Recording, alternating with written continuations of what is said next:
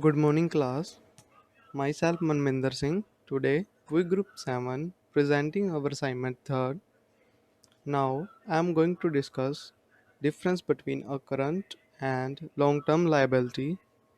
Current liabilities are short-term financial obligations whose settlement is due within the counting period, most commonly 1 year. Whereas non-current liabilities are long-term financial obligations that do not mature within the counting period, most commonly more than 1 year. Moreover, current liability is recorded in the balance sheet in the order. Good morning, class. Myself Manminder Singh. Today, we group 7 presenting our assignment third.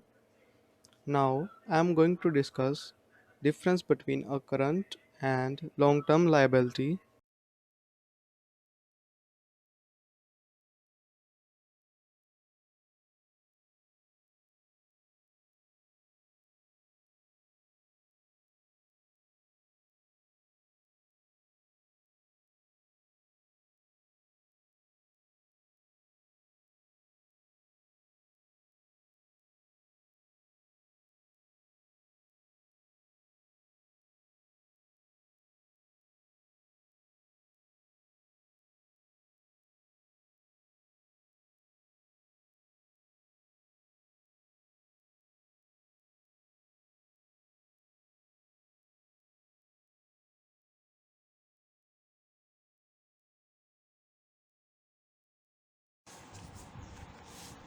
Here's Veerpalkar.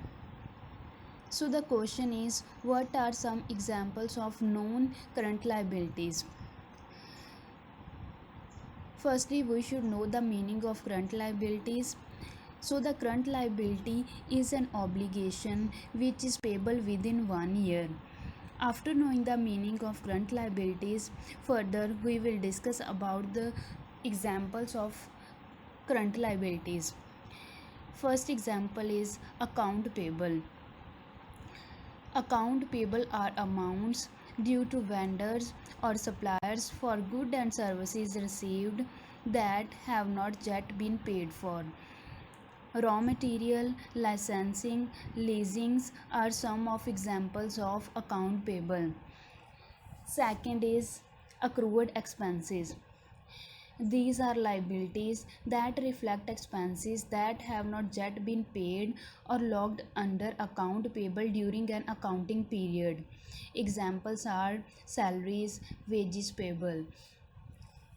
Sale taxes payable is next example of current liabilities. This is the obligation of a business to remit sale taxes to the government that is charged to customer on the behalf of government. After sale tax payable, short term debt is next example of current liabilities. It is any debt that is payable within 1 year. Credit payable within 1 year is one of the example of short term debt. Unearned revenue is also example of current liabilities. It is a money received by individual or company for a service or product that has yet to be provided or delivered. Last example of current liability. Here's Veerpalkar. So the question is, what are some examples of known current liabilities? Firstly, we should know the meaning of current liabilities.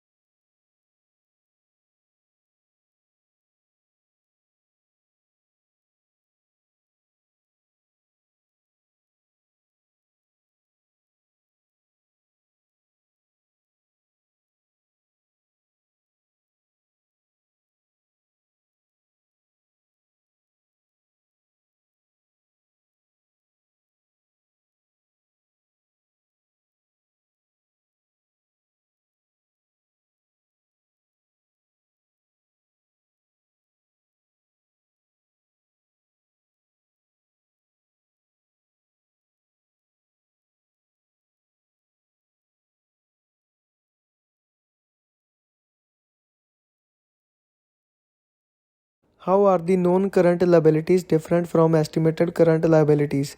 Non-current liabilities are those where the pay amount and the timing of the payments are known. In the estimated liabilities, the amount is not known and must be estimated. In known liabilities, it can be measured exactly. How are the non-current liabilities different from estimated current liabilities? Non-current liabilities.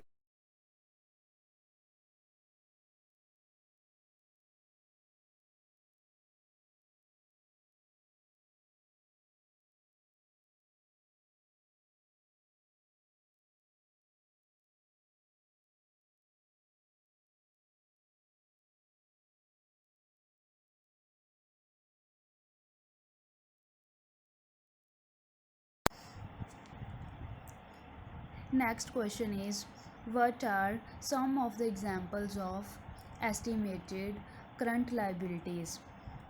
First is liabilities for income taxes. So, the meaning of tax liability is the amount of money in the form of debt you owe to tax authorities. It is the total amount of tax you are liable to pay to the government. Next example is property tax. Property tax is paid on the property owned by an individual or other legal entity such as corporation. Most commonly, property tax is a real estate ad valorem tax which can be considered as regressive tax.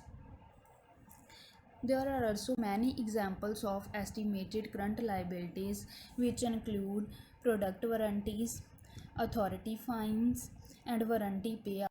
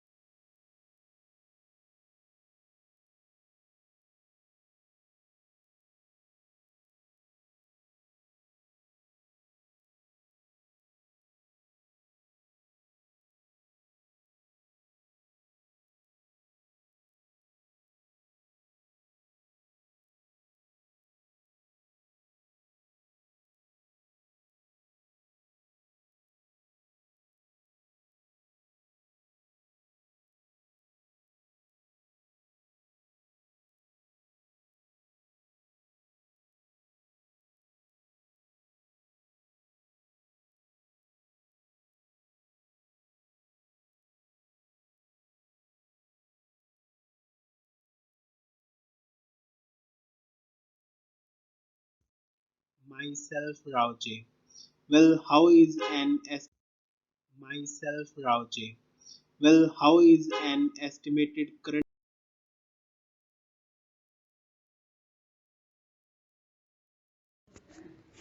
current and contingent liabilities are both important financial matters for a businesses.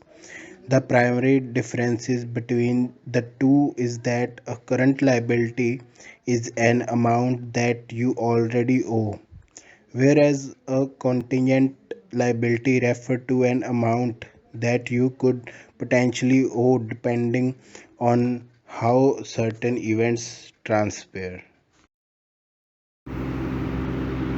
So, I am Sudeep Singh of Group 7 and I am here to explain the calculation of PMT and amortization table. So, first thing first, we have a question which tells us on December 31, 2020, Tel Corporation borrowed 85,000 by signing an 8-year 6% installment note. The note requires 8 equal payments of accurate interest and principal on December 31 of each year from 2020 to 2028. Compute the amount of 8 equal payments and prepare an amortization table for the installment now. So firstly, we have founded the value of PMT which we have not given in the question. To find out, we have loan amount that is 80,000, interest rate is 6,000. and the period term in year is 8. So we calculated by putting PMT formula, that is we can found it by putting equal, then period, then interest rate, then period, and the loan amount, which is 80,000, and we got 12,802.88. So this is our first step to find a PMT. Now the second step, which question sets to make amortization table. So in this we have made such rows, which includes year ended, beginning loan balance, period interest expense, reduction of loan payments, total loan payments, ending loan balance. So first thing first, in year 2021 we have beginning loan of 80,000, and periodic interest will be calculated by 6%, which is given in the question. So 6% from 80,000 will be 4,800. Then we have PMT, which is written in D block, that is 12,088.88, and the reduction of loan is, we can see that D minus B. So 12,882.88 minus 4,800, that will equal to 8,082.88.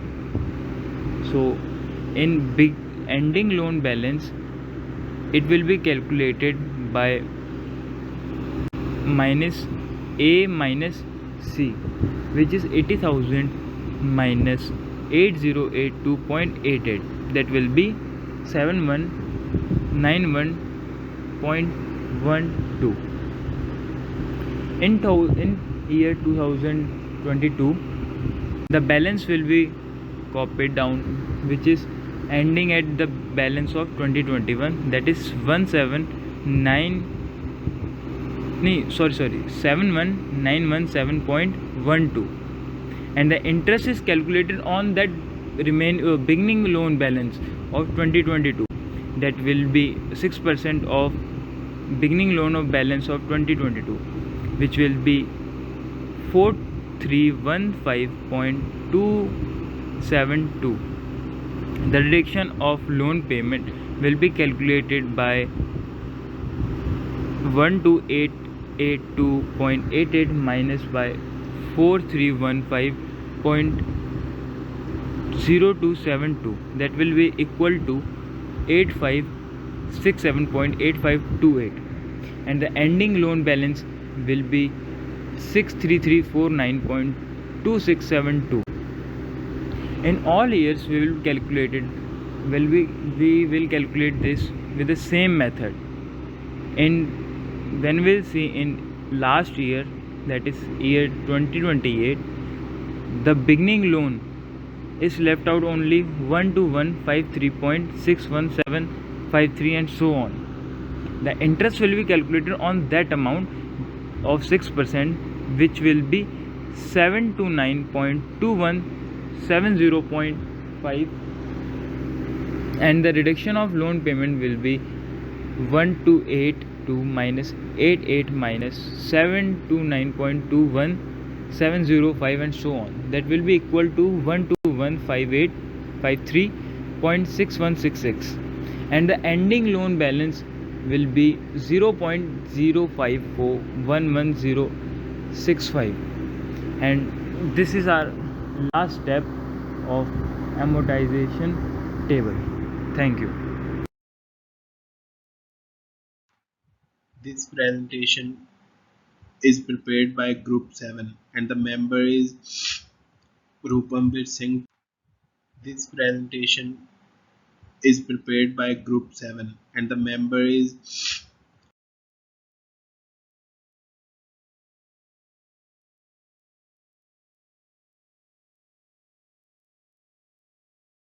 Thank you for hearing us.